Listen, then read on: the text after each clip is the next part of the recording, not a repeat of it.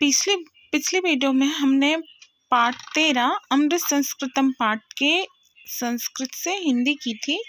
इस वीडियो में हम इसके प्रश्नोत्तर करेंगे। तो पहले में लिखा है उच्चारण कुरुता, मतलब हमें सिर्फ पढ़ना है। दूसरे में लिखा है प्रश्नानाम एक पदेन उत्तरण लिखत।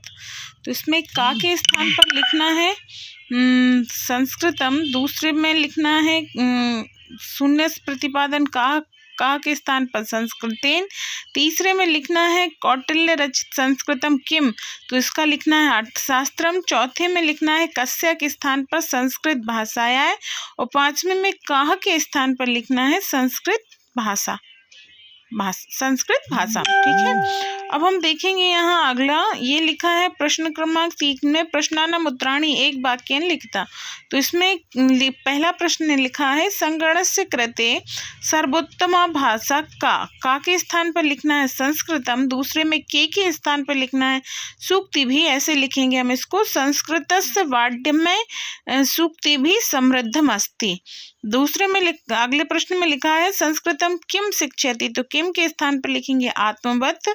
चौथे में लिखेंगे अस्माभिः संस्कृतम किमर्थ पठनीयम, तो किमर्थ के स्थान पर इसको इस तरह से लिखा जाएगा अस्माभिः संस्कृत पठनीयम येन समाजस्य परिष्कारः भवेत्।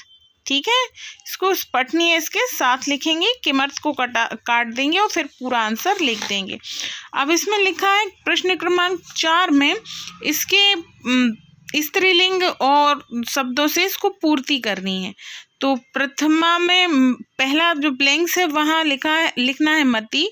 दूसरे ब्लैंक्स में लिखना है मति।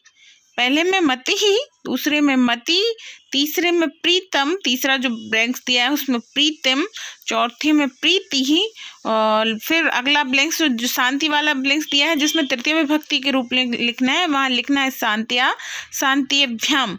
फिर प्रकृति का जो पहला दिया है उसमें दोनों लिखे जाएंगे। इस ऑब्लिक का मतलब होता है कि या तो हम ये लिखें तब भी सही है, और अगर हम ये लिखें तब भी सही है। अगर हम प्रकृति लिखते हैं तो भी सही है, और प्रकृति लिखते हैं तब भी, दोनों ही कंडीशन में ये सही है। अगला इसका जो लिखना है वो प्रकृति भी लिखना है। फिर गीति वाला जो ब्लैंक्स दिया है वहाँ पर भी ऐसा ही, अगर हम गीते लिखते हैं तब भी सही है, और गीत्याः लिखते हैं तब भी सही है। और फिर यहाँ पे गीते भी लिखना है। फिर लिखना है कृति का कृत्य लिखना है, और कृत्या लिखना है। फिर यहाँ पर कृत्यो लिखना है।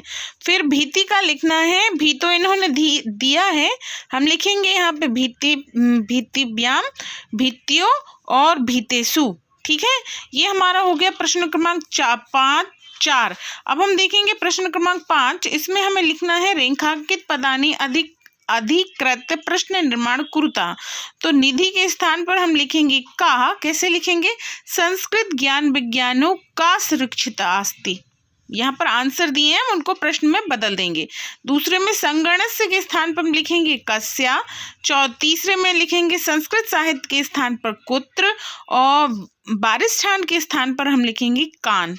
ठीक है, अब फिर से इन्होंने खाली स्थान दिए हैं। प्रश्न क्रमांक 6 में इन्होंने फिर से पूछा है कि विभक्ति बतानी है इस शब्द की, और वचन भी बताना है।